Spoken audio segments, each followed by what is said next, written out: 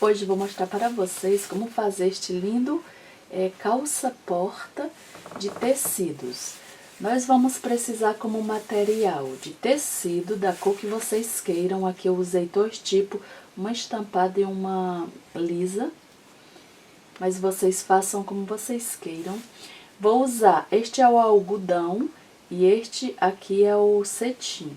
Que o cetim, para você queimar e fazer as folhas, tem que ser cetim. O algodão não funciona. Tecido para o grande fuxico. O material de dentro eu coloquei areia, mas vocês colocam o que vocês queiram. Tem uma dica que algumas meninas colocaram de outro tipo de material, vocês dão uma olhada. E que vão ser 3 flores, que cada vai ser um círculo de tecido de 32 centímetros, que é para esta parte. Agora, para a folha de cetim, vai ser 11 centímetros de comprimento por 7 de largura, mas vocês façam como vocês queiram. Para a flor, para cada, vai ser um pedaço, 50 centímetros, os dois são o mesmo tamanho, que a largura é 11 centímetros e o outro é 14 centímetros. Que fica, o de dentro fica menor que o de fora. Agulha e linha, cola quente e saco plástico também nós vamos precisar para colocar areia dentro. Que fica assim.